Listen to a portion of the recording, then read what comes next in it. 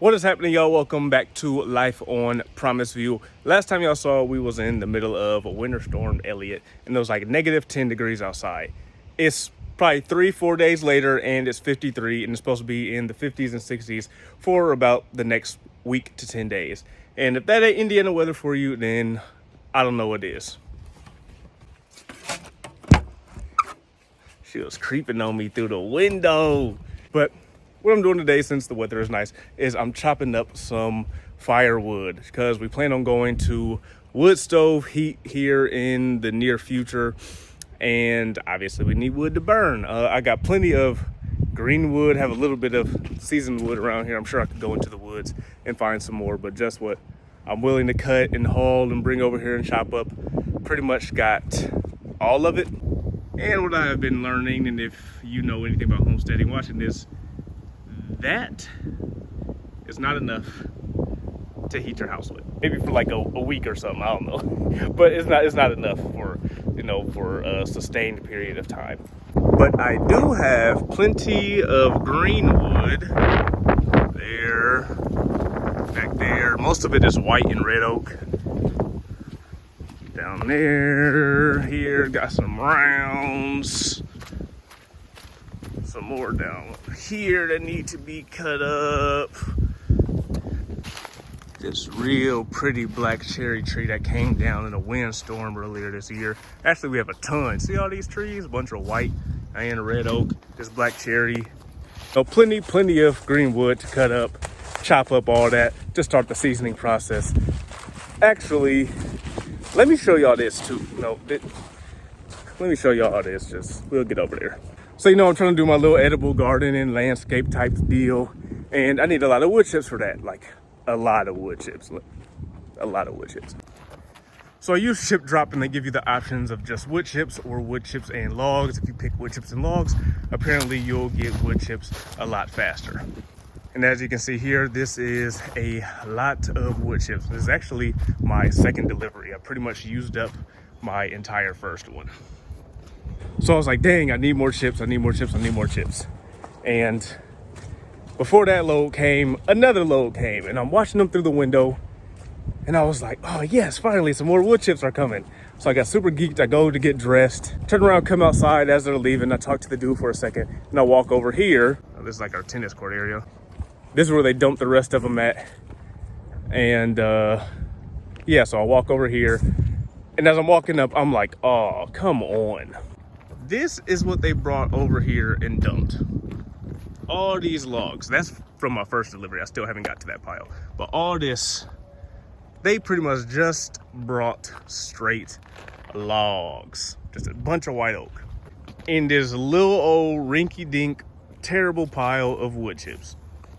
So yeah, I was not very happy at all. I was happy to have some logs. So I'm gonna be using a lot of it in the future. Even before, I was fully, set on having a wood burning stove. I was gonna use a lot for outdoor bonfires and fire pit and all that type of stuff. But long story short, yes, we're gonna have plenty of wood, but it's gonna take a long time for it to season. I guess white oak and red oak, you need like bare minimum 1 year for them to season from green wood. A lot of people say 1.5 years, 2 years for it to fully season. So, it'll be a while before we have a real big supply of firewood that we can actually use in the house. So next year, I'll probably get a few cords, buy a few cords or whatever, just to have that's ready to go to use.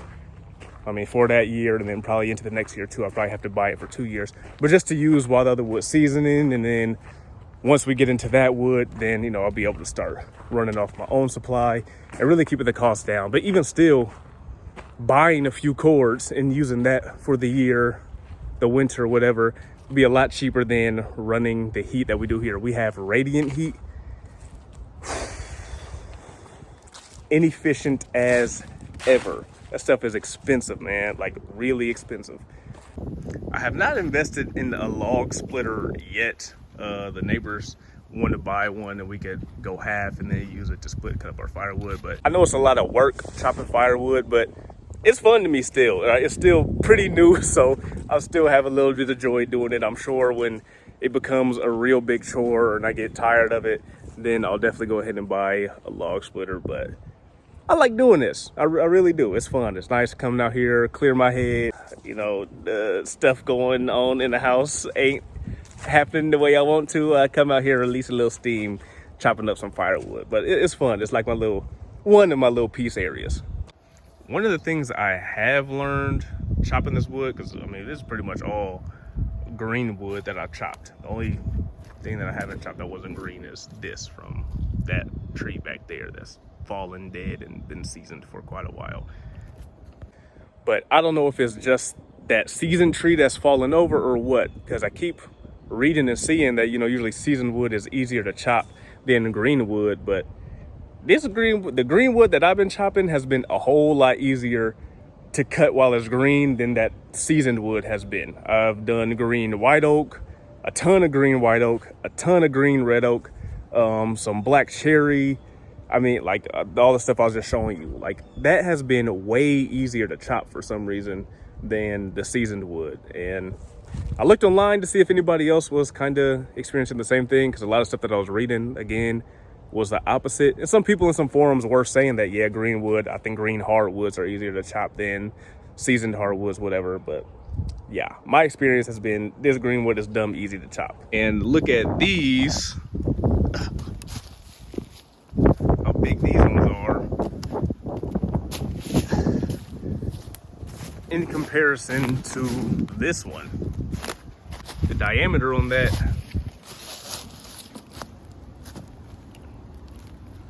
is nowhere near the diameter of these other ones. And I mean, those I was cutting to 14 to 16 inch lengths, you know, same as these, but I don't know. I don't know if it's just that tree. I have no idea. But no, a lot of people have a lot more experience doing this than I do. If any of y'all that do are watching this and can offer me some type of explanation, I would greatly appreciate it. Oh, and let me show y'all what I did for stacking too. So before, I was just kind of throwing them up like this and on the bare ground, not on anything. I didn't want to buy a firewood rack or anything. I saw people stacking stuff outside, but then the more I kept reading, obviously, you don't want to stack it on the ground because it gets wet down there and it can start rotting out the bottom, blah, blah, blah, blah, blah.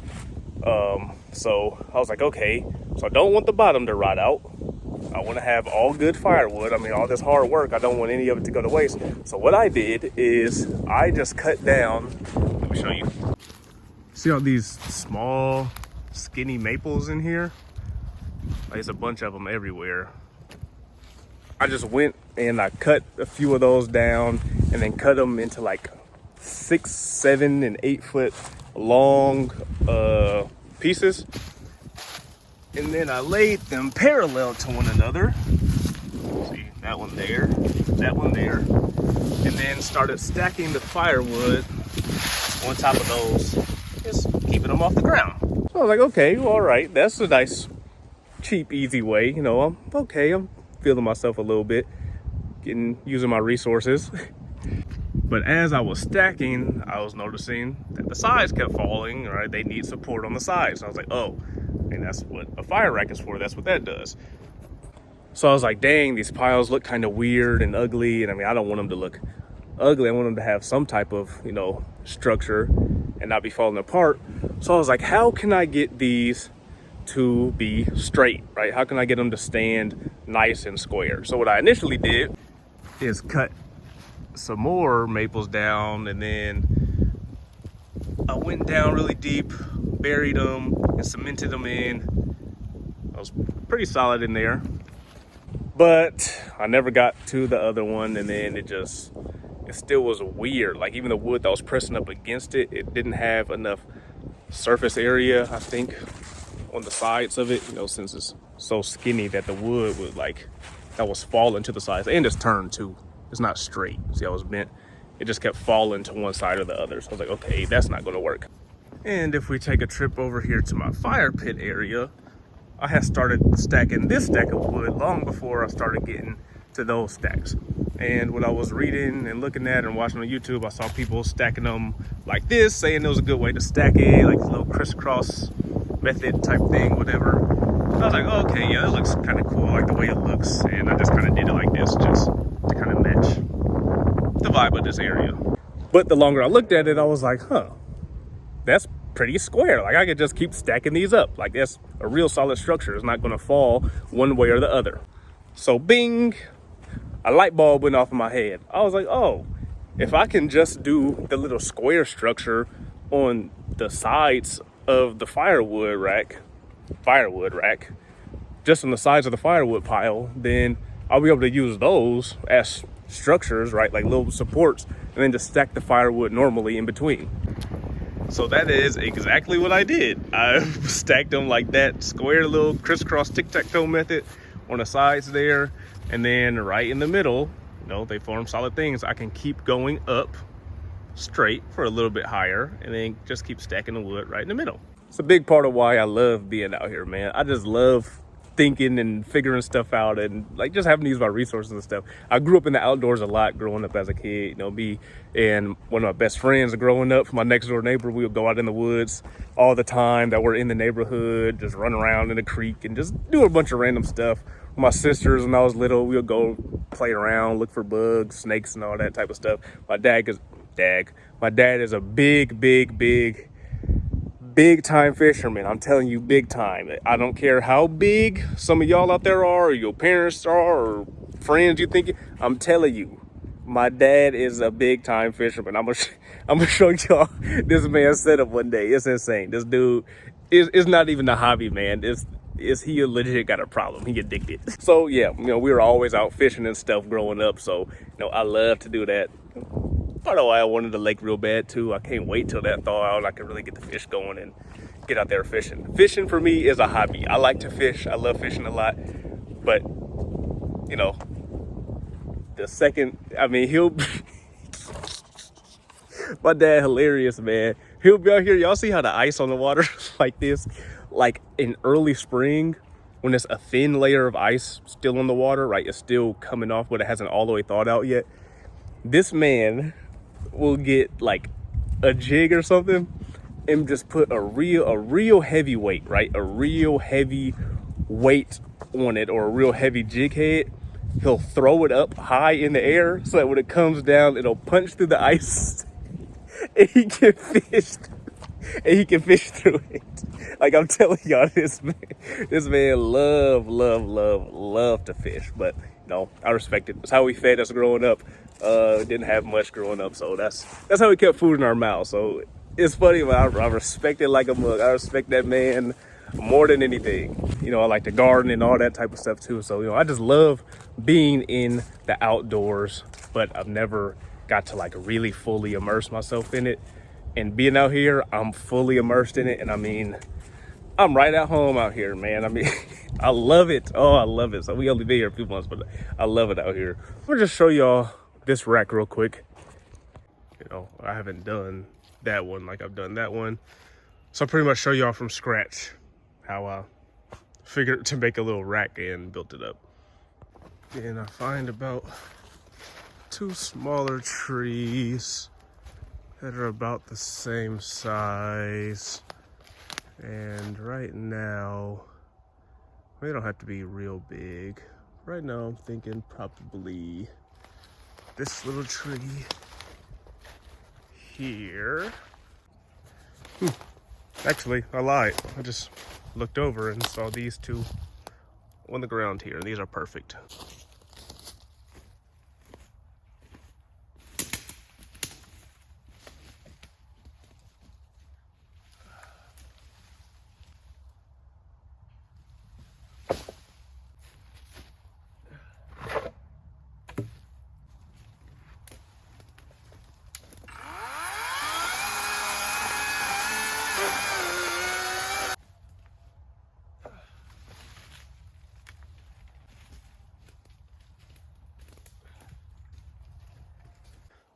So I got them cut, the bottom were already cut, and then I went and cut some of the branches off of them. Obviously to have 2, I gotta take that one off still, but you know, just have 2 pretty straight lines. They're about, I'll say probably about 9 feet tall. Yeah, I'll say about 9 feet. So I'll probably cut off another 1.5 feet, 2 feet from them. All right, got them cut off. That's probably more like 2 feet, but well, closer to 2 feet, but it's still fine. So obviously this is where I want to stack. So let me go ahead and knock this whole thing down real quick, and then we'll restart. Then we'll start rebuilding it like this one here. I lied, too much work. I'm gonna just move some of this stuff from back here, clear the leaves off, and then lay the those trees down right here, and then just stack it on top of those. So a lot less work for me.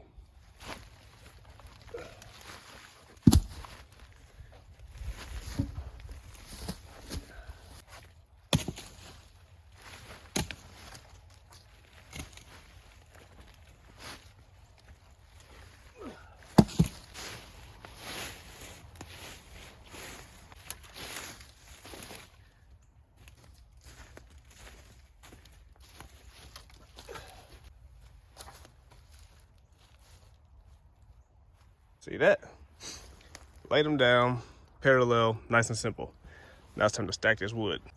I'm sure I'm not doing it perfectly, but there are a lot more experienced folks than me, but it's working so far.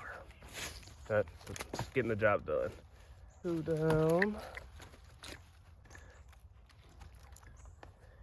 And across. Boom. Boom. And then same for this side here. All right, got that side built up. That side built up. Now it's time to go in the middle.